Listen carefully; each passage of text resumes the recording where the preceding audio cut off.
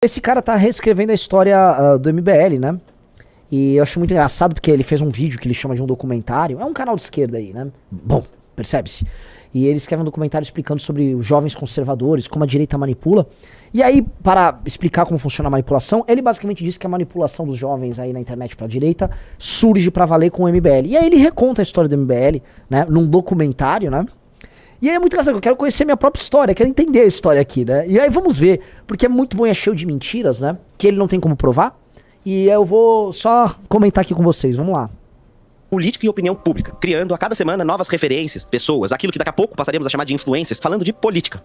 A internet, dali pra frente, tomou essa forma de arena público-privada, que é impulsionada por essa economia da atenção e por essa fanatização como método de comunicação e que dita a nossa política nacional. Entre esses jovens atores que estavam usando as redes sociais pra se tornar políticos, tinham dois jovens, dois irmãos, Alexandre e Renan, que eram estudantes do Instituto Mises e do Instituto Liberal, além de participarem do Instituto... Pausa. Desde quando eu estudei no Instituto Mises e Instituto Liberal, ou o meu irmão nunca leu um livro desses temas. O meu irmão é um cineasta. Desde quando estudantes do Instituto... Nunca estudei nada, nem existe, o que é estudar isso? Eu nem lia os textos dessa merda. Eu achava aquilo enfadonho. Quando eu comecei a entrar na política, eu estava lendo Jorges do Mesil. Eu estava lendo Mitologia Comparada. Que é o tipo de tema que eu gosto de história. Vocês já viram eu aqui falando, não, a praxeologia aqui. Então teve essa bosta. Olha os papos do cara. Porque eles querem ficar fazendo você crer, né? Que institutos com grana bancaram tudo, né? Ninguém tem mérito. Nós somos meramente, vamos dizer, frutos do dinheiro alheio. Eles têm mérito, né? Esse cara é um criador, né? Criador, tá, babá. A gente não tem mérito nenhum. Nós somos uns caras que estavam lendo lá textos do Instituto Mises. Vamos lá. Instituto pela Liberdade, tudo think tanks de direita, e que foram convocados pelo Instituto para fazer uma campanha política de um político que queria modernizar tudo, mudar tudo isso que tá aí e falar mais de privatização, sem vergonha de ser de direita. Alguém ainda se lembra daquele candidato Paulo Batista, o do raio privatizador? Nós fomos convocados. Como nós fomos convocados? Eu gosto muito dessa convocação. Nós éramos uns Zé Ninguéms. Nós fomos convocados pelo Instituto Mises e pelo Instituto Liberal. 10 clubes, cadê? Nós somos convocados pelo Instituto Mises e pelo Instituto Liberal, tá? Que não eram a mesma coisa, pra fazer a campanha do Paulo Batista, porque o Paulo Batista queria, junto com eles, renovar a direita no Brasil. Deixa eu só explicar uma coisa, tá? O Paulo Batista, ele só era um corretor de imóveis em Valinhos. Ele não sabia nada de nada. O Paulo Batista, ele era um corretor de imóveis em Valinhos. E nós trouxemos o Paulo Batista pro nosso escritório que já existia antes dele, tá? Junto com o Pedro Deirô, que esse escritório foi idealizado em 2013. Isso tudo tá no nosso documentário, no nosso livro. O cara, se quiser pesquisar a origem nossa, vá nas fontes. Vá nas fontes, porra. A gente tem um documento, tem imagens de tudo. Eu participei das manifestações de 2013, nós começamos a montar um escritório no final de 2013. Eu já conheci o Pedro Deirô em 2013, viramos em 2014 e começamos aquilo. E aí o Rubinho, que era meu vizinho em Vinhedo, o Rubinho hoje, que é do Pablo Marçal, só pra ficar claro, pra vocês não ficarem com nenhum tipo de nostalgia, tá? O Rubinho, que agora é do Pablo Marçal. O Rubinho conhecia este corretor de imóveis que queria ser candidato a deputado estadual, tá? E aí, eu tava montando o escritório disso, eu era amigo do Rubinho, a gente fazia um pouco de política municipal em Vinhedo, através do movimento Renova Vinhedo, tá? E aí, vamos fazer a campanha. Não havia dinheiro na campanha. Nós inventamos. Meu irmão que fez ele voar. E porque nós éramos um grupo liberal, a gente acreditava muito em liberalismo, a gente fez isso por conta própria. Dá o play.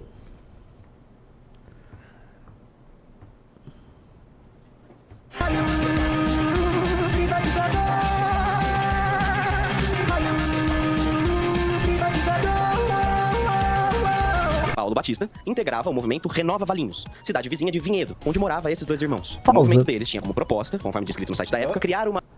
Pausa. Ele imagina que o Paulo Batista, ele integrava o movimento Renova Valinhos. Meu amigo, eu inventei o movimento Renova Vinhedo e o movimento Renova Valinhos. Eu inventei. Eu, Renan Antônio Ferreira Santos, inventei. Tanto que o CNPJ desses movimentos Renova é o CNPJ que eu tenho até hoje, que é o do MBL, que chama Movimento Renovação Liberal. Presidido hoje pela minha pessoa, sacou? Por isso chama Movimento Renova. Movimento Renova Vinhedo, Movimento Renova... A gente foi fazendo... A gente começou ali, entendeu? O Paulo Batista não era de nada. Eu coloquei lá, junto com o Rubinho, com o meu irmão, com o Pedro, porque vamos testar fazer um candidato. Foi uma brincadeira nossa. Sacou? Vamos lá. uma estética da zoeira, originária de fóruns e tchan's de internet, pra criar uma mistura de uma postura anárquica e iconoclasta, com montagens toscas e referências profundas da cultura pop. Deu certo. Quer dizer, até a página 2. Como previsto, Paulo Batista virou meme, causou, virou matéria de notícia e conseguiu muitas visualizações usando esse marketing do absurdo na política. Esse super-homem, Faria Limer, privatizador, que privatizava os países comunistas e coisa e tal, conseguiu até entrevista no militante, comediante Danilo Gentili. No entanto, boa mesmo piada. com tudo isso, Paulo Batista não conseguiu o suficiente pra ser eleito, mas conseguiu o suficiente pra plantar uma sementinha na cabeça dos dois irmãos que haviam coordenado a campanha, Pausa. Alexandre e Renan. O Paulo Batista plantou uma semente.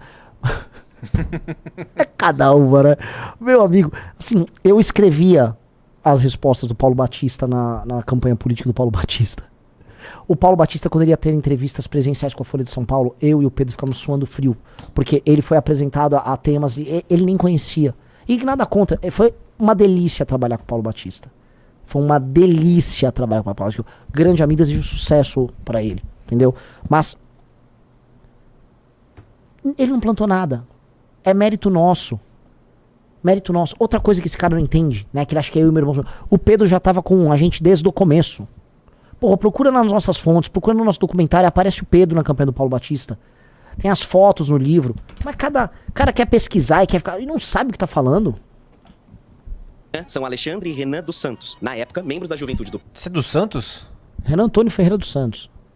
PSDB, que chamam mais alguns amigos. Pausa. Pedro, do bonde do rolê. Nós não éramos... Pausa. Nós não éramos da juventude do PSDB. E não é que não queríamos. Eu me filiei ao PSDB. E eu falei pro meu irmão pra se filiar também ao PSDB. Porque eu queria, acho que 2011, 2010, 2011, por aí. Eu queria que o PSDB ganhasse do PT. Eu queria fazer alguma coisa. Eu falei, gente, eu já ganhei eleições em centro acadêmico na USP. Eu conheço um pouco de digital. A internet vai dominar o debate político. Isso eu falei antes das manifestações de 2013. Falei pro Bruno Covas na Assembleia Legislativa de São Paulo. Quero me filiar. Aí eles, não, vai lá pra juventude. Eu já tô velho pra ir pra juventude, eu já tenho, na época eu tinha, sei lá, 24, 25, 26 anos, né? Não vou pra juventude nenhuma. E nunca andei. Porque se eu fosse ouvido no PSDB, o PSDB não teria virado, o PSDB virou. Vamos lá. Arthur Duval, o Mamãe Falei, Fernando Holliday e Kim Kataguiri. Olha isso aqui. O Arthur Duval foi aparecer só em 2016. O Pedro Deirô participava das coisas com a gente na campanha desde o começo. Nós fundamos nosso escritório junto com o Pedro. O Fernando Holliday só foi entrar em 2015. Mesma coisa o Kim, que entra no final de 2014. Os caras que contaram essa história não sabem. Até pra criticar. Pra criticar tem que saber. Fico feliz que ele atribui a gente a criação da linguagem, para o bem e para o mal, tá? A linguagem política da direita no Brasil, tá?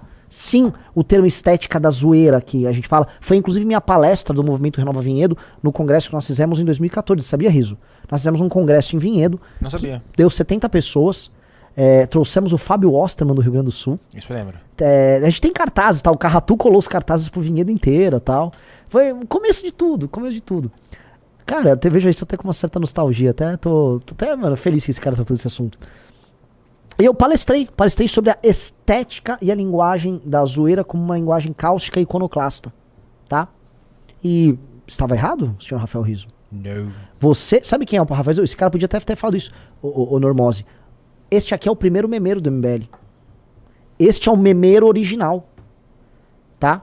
Este é o primeiro, olha, hoje ele é um primus inter pares dentre os memeiros, porque eles nem estabelecem hierarquias, mas ele é o sempre presidente do Sim de Memes, Rafael Rizzo, tá? Inclusive, eu entrei no MBL antes do que, inclusive. Oh, perdão, eu baixei o som da música, agora sim. O Mamãe Falei, Fernando Holliday e Kim Kataguiri, que vejam só vocês, eram membros ativos dos Estudantes pela Liberdade e participavam do grupo... Nossa Não senhora.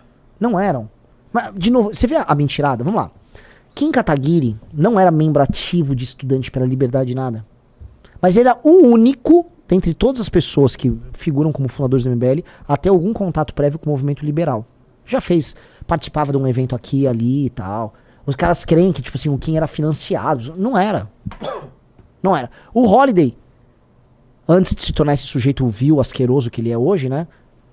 O Fernando Holliday, ele foi descoberto por mim em 2015, quando ele mandou um vídeo falando sobre cota e sobre... Isso não era nem sobre cota, era sobre passe livre, transporte público, alguma coisa assim. Eu falei, esse moleque é bom, hein? Esse moleque tem oratória. Chamei ele para ir no escritório, fiz a entrevista com ele.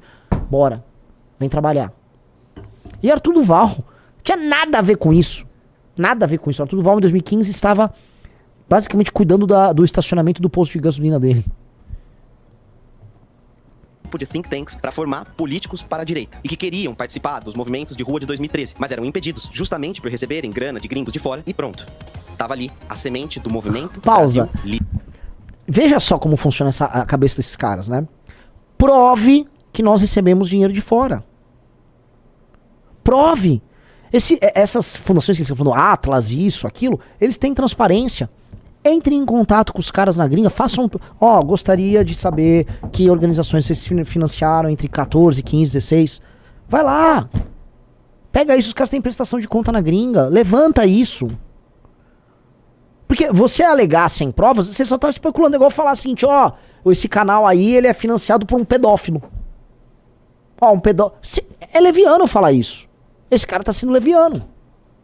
Entendeu? Prova aí que tem esse financiamento. E outra coisa, se tivesse, eu aceitaria, tá? Imagina no impeachment ficar recusando dinheiro. É que não vem. A merda dessas teorias conspiratórias a nosso respeito é que quase todas as vezes elas estão erradas.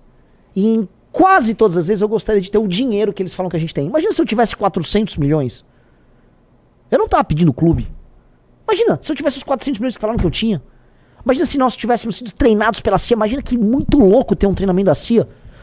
Imagina se os irmãos Koch, com empresas colossais, multibilionários americanos, nos dessem dinheiro. Seria uma delícia. Ela queria negar isso aí, ia ficar, eu recebo de grana e vocês que recebem grana do PT, eu ia falar qualquer coisa, ia estar certo, porque não tem nada de errado receber um dinheiro. Mas não recebi, porra. E essa coisa me parece que inveja. Me parece, sei lá, você não quer atribuir crédito que pessoas não precisaram desse dinheiro e conseguiram, através do próprio trabalho, chegar onde chegaram? Ué, tem mérito aqui. Eu posso reconhecer mérito de pessoas na esquerda também. Posso reconhecer méritos de pessoas capazes na direita bolsonarista também. Vamos reconhecer o mérito do Carluxo? Genial o trabalho dele com o pai. Genial. Ora, vamos reconhecer os méritos. Agora não quer. Não, dinheiro de multibilionário. Sempre isso. Multibilionário escolheu o Paulo. Por que escolheu Paulo Batista? Renanzão, com cara de moleque. Com 2014, 30 anos de idade. 30 aninhos de idade, colando cartaz ali pro evento que ele acabou de citar, do Paulo Ostro. E tem mais uma também, deixa Olha isso. Primeiro curso de formação política. Eu já fazia congresso nessa época. De 70 pessoas para um congresso que esse ano vai ter mais de 3 mil, hein? É verdade. Vamos um aqui, ó. Caramba. Muito louco isso. E tem mais uma foto também que eu queria botar aqui que o Marcelo mandou. Que é... Olha eu palestrando pro cara do Normose, fica a dica, ó. Essa palestra que eu falei da estética da zoeira, que era uma tese que eu trabalhava junto com o Pedro Deirô.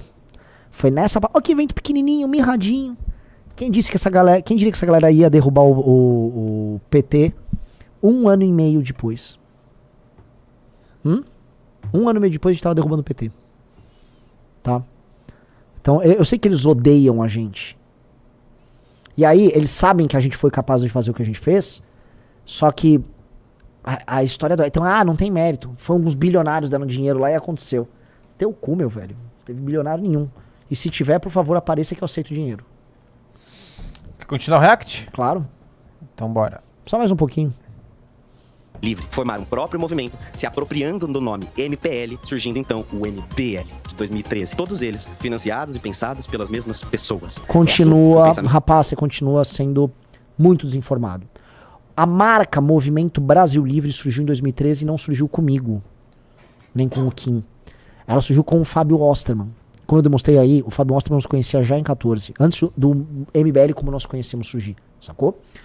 Mas foi formado em 2013 o Movimento Brasil Livre, e talvez eles usaram o nome como resposta ao passe livre durante as manifestações de 2013. Eu também participei das manifestações de 2013 e ele disse, eles não tiveram espaço.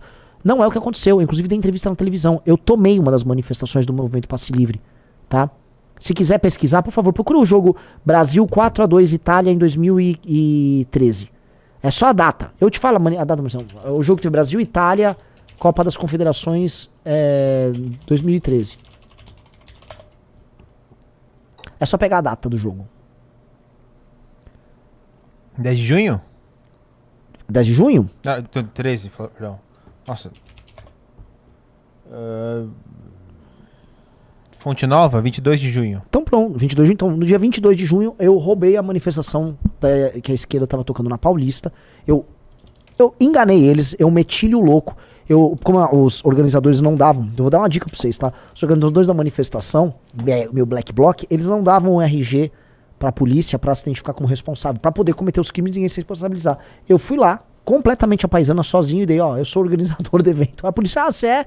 Aí como a polícia tava ao meu redor, todo mundo falou, esse cara é organizador. Aí eu falei, eu sou organizador. E aí eu falei com o pessoal do Ministério Público que tava indo lá, teve a manifestação da PEC 37, e aí nós tomamos a manifestação, ela foi pacífica, não teve um crime. E aí eu falei, pô, eu sou bom nisso aqui, sacou? Foi isso. Eu roubei a manifestação. Literalmente, eu roubei. Peguei um megafone de outra pessoa, fiquei cantando lá, dei as entrevistas e tal. Fui isso, fui um impostor. Tá? Então, assim, eu roubei. Foi mó fácil. Só uma dica. Quer botar o trecho do nosso filme aí? Eu lembro que tinha um trechinho, tem? Tem, acho que você até já passou por ele. Volta aí. Eu voltei pra passar pra ele. É? Cadê? Deixa eu ver. Deixa eu botar. Põe um áudio. Balde, resolvi abrir uma produtora de cinema e larguei meus pais e o meu irmão, que estava em uma situação ainda pior. Renan era aluno exemplar em todos os colégios que passou. Entrou na faculdade de Direito do Largo da São Francisco, a melhor do país. Era o orgulho da família. Mas ao invés de estudar, começou a se envolver na política estudantil. Matava a aula para organizar seu próprio partido acadêmico e tinha um prazer especial em derrotar o PT nos anos em que ser petista era moda. Mas nem tudo eram flores. Quando pretendia ser presidente do 11 de agosto, principal centro acadêmico do país, Renan tomou um golpe e outra pessoa se elegeu. Ele ficou bem mal, abandonou seu partido, abandonou sua faculdade e prometeu nunca mais se envolver com política. Tornou-se um empresário frustrado e passou anos sem direção, administrando processos e as empresas sem futuro. Não poderia dar certo. Até que vieram as jornadas de 2013, e com elas, seu reencontro com a política. Renan e mais alguns amigos roubaram, isso mesmo, roubaram uma manifestação da esquerda, e juntos com o Ministério Público de São Paulo, lideraram a luta pelo fim da PEC 37, que tirava o poder de investigação dos promotores e procuradores. O ato foi um sucesso, e o Congresso rejeitou a proposta. E vamos deixar isso bem claro, se a PEC 37 passasse, não tinha Lava Jato, não tinha Fora Dilma, não tinha Lula na cadeia, não tinha nada, nem esse documentário existiria. Olha como o destino é, né? A manifestação que eu roubei foi a manifestação que derrubou a PEC 37. Não é mérito meu. Ia acontecer sem. Mas vai que tivesse Black Bloc. E como é que nossos destinos se cruzaram naquele momento? Isso é muito louco, cara. Ó. De arrepiar, né? Esse documentário está no Clube MBL. Sim. Você acessa o Clube Assistam, MBL assistam. no link da descrição.